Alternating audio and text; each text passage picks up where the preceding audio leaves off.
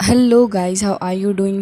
जैसा कि हमने लास्ट एपिसोड में देखा था कि हाउ चुन एंड टीम के ऊपर फ़िलहाल तो एम्परर ने हमला कर दिया था और वो पूरे तरीके से काबू में थे उस स्नेक गोड के। और इसी के साथ इस एपिसोड की स्टार्ट होती है जहाँ पर हमें देखने के लिए मिलता है कि वो स्नेक गोड बहुत ही ज़्यादा बुरे तरीके से इन लोगों के ऊपर अटैक कर रहा था और वो ऑलमोस्ट सैर को मारने ही वाला था। लेकिन इतनी ही देर में हाउ चुन वहाँ पर आ जाता है और वो कह रहा था कि इसे हाथ लगाने की कोशिश भी ना करना। जिसके बाद हमें देखने के लिए मिलता है कि सैर भी अब फाइट करने के लिए रेडी हो चुकी थी। एंड यहाँ पे जैसे ही वो स्नेक गोड कह रहा था कि मैं तुम सभी को मार डालूंगा, तभी यहाँ पर सैर उससे कह रही होती है कि ये बस तुम्हारी थिंकिंग है। जिसके बाद वो आगे बढ़ती है एंड काफ़ी ज़्यादा स्ट्रॉन्ग अटैक वो करने वाली थी। लेकिन इससे पहले हम देखते हैं कि यहाँ पर वो स्नेक गोड तुरंत ही एक केकून के अंदर उसको पूरे तरीके से अबंडन कर देता है, जिसकी वजह से वो बाहर निकल ही नहीं पा रही होती। हालांकि हाउ चुन यहाँ पे आगे बढ़ रहा था, लेकिन तभी वो स्नेक गोड हंसने लग जाता है और कह रहा था कि मैंने तो तुमसे पहले ही कहा था कि तुम इन सब चीज़ों से डील नहीं कर पाओगे।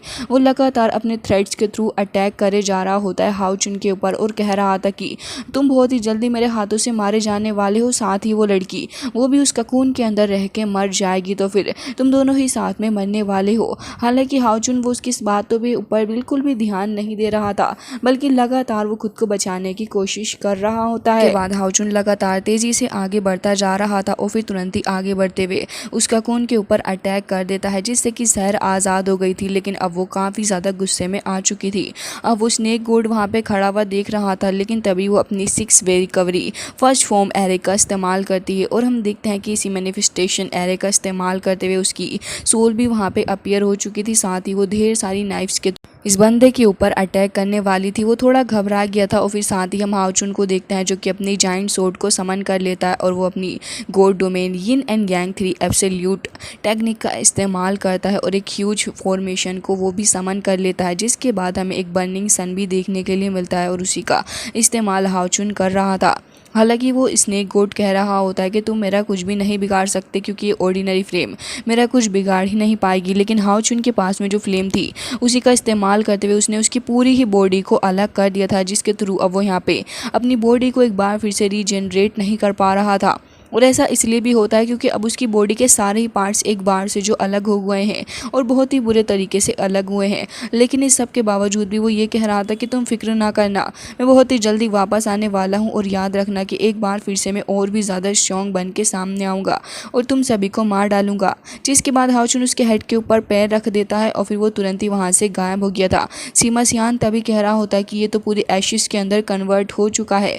लेकिन तभी यहाँ पर को काटते हुए हाउ चुन का फ्रेंड कह रहा था कि क्या तुमने उसके आगे वर्ड्स को नहीं सुना कि उसने क्या कहा है कि बहुत ही जल्दी वो कम बैक करने वाला है। तभी शिनलिन कहने लग गई थी कि बिल्कुल भी नहीं, एंड हमारा कभी भी नहीं आएगा, और रही बात इस बंदे की तो हम ज़रूर से इसे मारेंगे।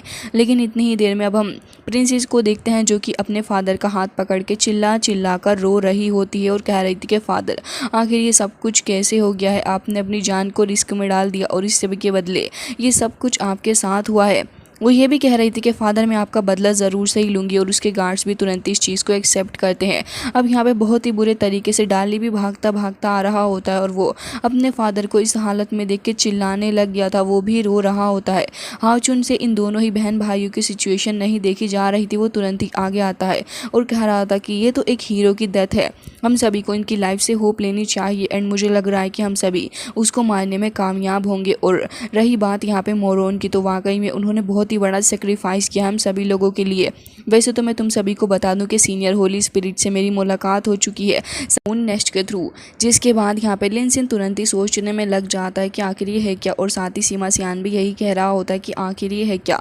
तभी लिनसिन आगे बढ़ता है उसी एंट्रेंस एरिया की तरफ और कह रहा था कि लेजेंड्स का तो ऐसा मानना है कि जो nest sun and moon god का ये एक सिंबल है पीस का, और इसी पीस के सिंबल के थ्रू जब जब ट्रबल आता है और बहुत ही बुरी सिचुएशन हो जाती है, तभी कोई डेस्टिनेट पर्सन आता है और फिर वही इस वॉर को एंड भी करता है, वो भी उसी स्पिरिट के थ्रू। और फिर उसके बाद हमें वो होली स्पिरिट भी दिखाई जाती है जो कि एक ह्यूमन के साथ में मिलके शांति को फॉर्म करने के लिए आई थी, और हमें उसकी प्रेजेंस भी दिखाई जाती है जो कि काफ़ी ग्रेट फॉर्मेशन को भी समन करती है। हालांकि यहाँ पे ये लोग इन्हीं सारी चीज़ों के बारे में डिस्कशन करने लग गए थे। हाउ चुन को दिखाया जाता है जो कि अभी फ़िलहाल होली स्पिरिट से बातें कर रहा था, एंड यहाँ पे होली स्पिरिट उसे कह रही होती है कि डेस्टिनी सन अब आगे ही तुम्हें चीज़ों को मैनेज करना होगा। लेकिन यहाँ पे चेरी चैन कहने लग जाती है कि अच्छा ये बात है, तो इसका मतलब ये सन एंड मून गॉड का जो नेस्ट है ये क्रॉस रिवर के पास में बहुत ही जल्दी क्रॉस करने वाला होगा। लेकिन तभी हाओचुन कह रहा था कि लेकिन ये जो इसकी पावर है वो 6000 सालों पहले ही ख़त्म हो चुकी है और वो अब काफ़ी ज़्यादा थक गई है।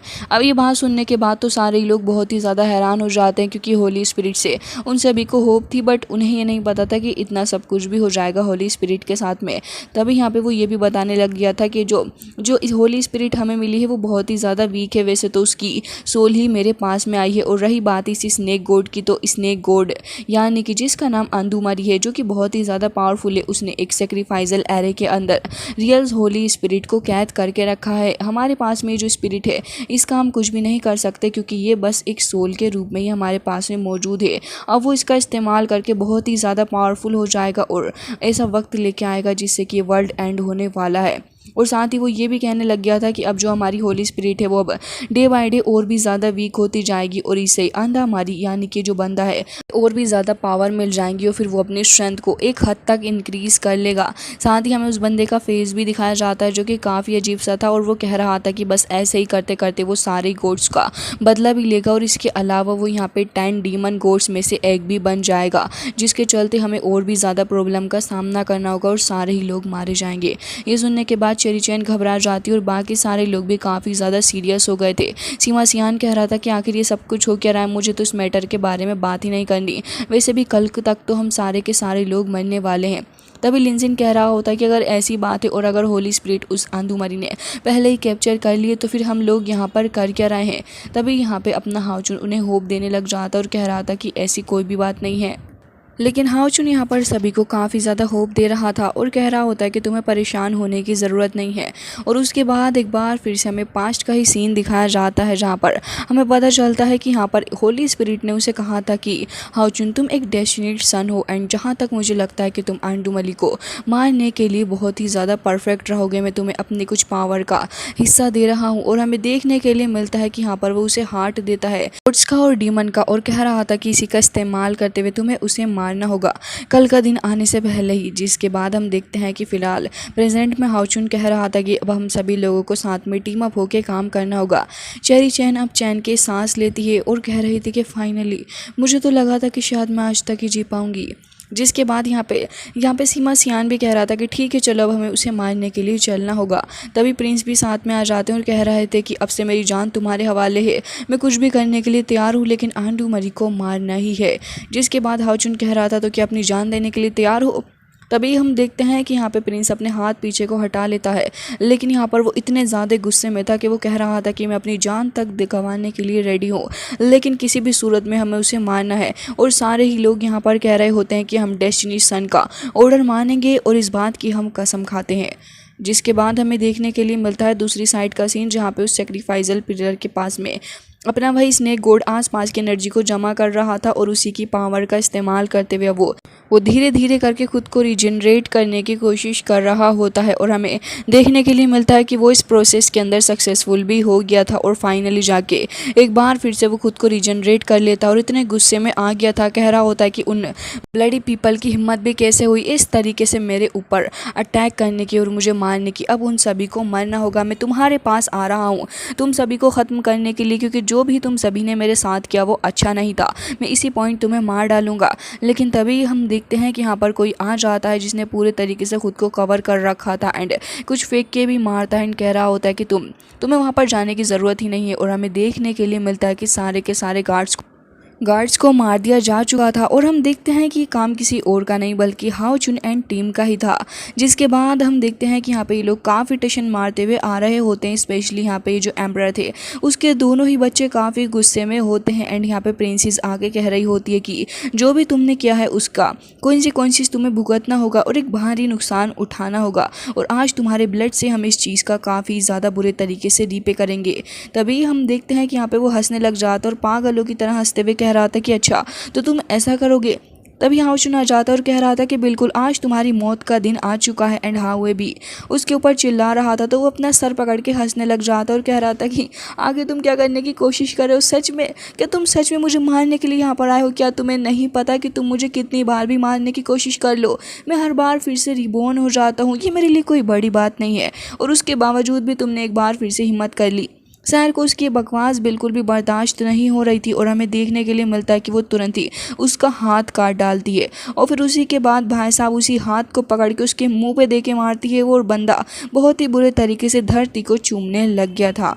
जिसके बाद हम देखते हैं कि यहाँ पे सीमा सियान लिनसिन बहुत ही बुरे तरीके से उसके ऊपर अटैक करते हैं, बट वो यहाँ पे गुस्से में आ गया था। तो फिर यहाँ पे सारे के सारे वॉरियर्स अब एक एक करके अपना टशन दिखा रहे होते हैं। जहाँ पे सीमा सियान उसके ऊपर अटैक कर रहा था शिनलिन, और फिर यहाँ पे अपना लिनसिन भी आ जाता है। लेकिन यहाँ पर वो बंदा यही कहता जा रहा होता है कि कितनी भी कोशिश कर लो, तुम जैसे चूहों से डील करने के लिए मेरे पास वक्त नहीं है। कितनी भी बार मुझे मारने की कोशिश कर लो, मैं वापस से रिबॉर्न हो जाऊंगा। लेकिन हमें ये देखने के लिए मिलता है कि शहर यहाँ पे खुद ही अपनी सोर्ड का इस्तेमाल करते हुए उसे पीसीस के अंदर काट डालती है। और फिर उसके बाद हाचुन कहता है कि हाउए, और हम देखते हैं कि हाउए अपनी फॉर्म के अंदर आ जाता है। उसके बाद वो एक काफ़ी ज़्यादा पावरफुल चीज़ को फॉर्म करता है, वो एक बॉल टाइप चीज़ को फॉर्म कर लेता है। और हमें देखने के लिए मिलता है कि हाउचुन अपनी कॉन्शियसनेस सी के अंदर आ चुका था, जहाँ पे आने के बाद अब वो आर्मर पहन लेता है, क्योंकि इस बंदे का अंत फिजिकल वर्ल्ड में तो हो ही नहीं सकता। जिसके चलते हम देखते हैं कि हाउचुन पूरे तरीके से रेडी हो गया था और उसकी बॉडी के अंदर से ढेर सारी लाइटनिंग भी निकल रही थी। सारे ही लोग अब देख रहे होते हैं कि न जाने अब क्या होने वाला है। साथ ही वो बंदा वो ये कह रहा होता है कि ये छोटी मोटी फोर्सेस ज्वाइन करने के बाद तुम मुझे मारोगे, कितनी ज़्यादा रिडिकुलस बात है। लेकिन हाउचुन अब यहाँ पे अपनी कॉन्शियसनेस सी के अंदर था। जिसके बाद वो बंदा वो भी यहाँ पे आ जाता और एक काफ़ी ज़्यादा शानदार तरीके से हाउचुन उसके थ्रेड्स को काटते हुए आगे की तरफ को बढ़ रहा था। लेकिन तभी वो पर्सन कहने लग जाता है कि तुम मुझे कम्प्लीटली कभी मार ही नहीं सकते। लेकिन हाउचुन तो उसकी बॉडी को पीसीस के अंदर कन्वर्ट कर देता है, साथ ही उस पिलर के ऊपर भी अटैक करता है, जिससे कि यहाँ पे पिलर के अंदर से ढेर सारी लाइटनिंग निकल रही थी। सारे ही लोग हैरान होके उस लाइटनिंग को ही देख रहे थे और कह रहे होते हैं कि आखिर न जाने क्या होने वाला है। जिसके बाद वो बंदा उठ के खड़ा हो जाता है और कह रहा था कि तुम मुझे कभी भी नहीं मार पाओगे, और एक बार फिर से अपने आप को रीजनरेट करके वो कह रहा होता है कि चाहे तो कोशिश करके देख लो। लेकिन हाउचुन यहाँ पे अपनी पूरी पावर का इस्तेमाल कर रहा होता है, साथ ही बाकी सारे लोग भी मोटिवेट कर रहे होते हैं सब लोग। और फिर हमें देखने के लिए मिलता है कि हाउचुन को वो बात भी याद आती है जो कि उससे होली स्पिरिट ने कही थी कि तुम ये कर सकते हो, तुम उसे मार पाओगे। और प्रेजेंट के अंदर जैसे ही वो बंदा यहाँ पर हंस रहा था, तभी हाउचुन ने उस पिलर की काफ़ी बुरे तरीके से बहुत ही ज़्यादा हालत ख़राब कर दी थी, जिसके चलते अब उसके अंदर क्रैक्स पड़ने लग जाते हैं। और शायद यही एक रीज़न था जिसकी वजह से वो बंदा अभी तक डेड नहीं हो रहा था, क्योंकि उसकी लाइफ कहीं ना कहीं इस पिलर से जुड़ी हुई थी, जिसकी वजह से यहाँ पे वो कह रहा था कि नहीं, ये हो ही नहीं सकता, ये पॉसिबल कैसे है। जिसके बाद चेरी चैन तो यहाँ पे डांस करने लग गई थी और कह रही थी कि वाकई में ये हो गया, ये कितना ज़्यादा आसान रहा हाउचुन के लिए, हाउचुन तुमने ये कर दिखाया। तभी लिनसिन भी कह रहा था कि बहुत ही बढ़िया, तुम वाकई में एक डेस्टिनेट सन हो हाउचुन। और उसके बाद हाउचुन कह रहा था कि अब बारी तुम्हारी है।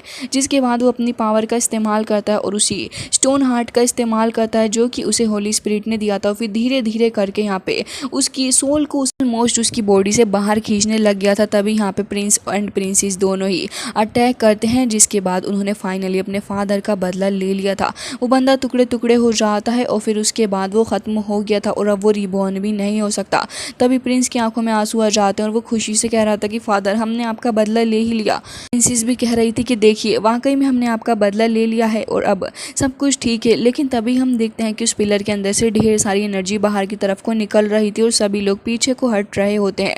तब हाउचुन यहाँ पे तुरंत ही हाउए को समन करता है और हाउए उस पिलर के अंदर से जितनी भी एनर्जी थी वो धीरे धीरे करके अपने अंदर एब्जॉर्व करने लग जाता है और वो पूरे तरीके से उस एनर्जी को अपने अंदर एब्जॉर्व भी कर लेता है, जिससे कि वो पहले से भी ज़्यादा स्ट्रॉन्ग हो गया था और काफ़ी ज़्यादा पावरफुल और अच्छा फील वो कर रहा था। लेकिन गाइस, इसी के साथ आज का ये एपिसोड हो जाता है एंड आई होप कि आपको ये पसंद आया होगा। मिलते हैं नेक्स्ट वीडियो में, तब तक के लिए bye bye, take care of yourself.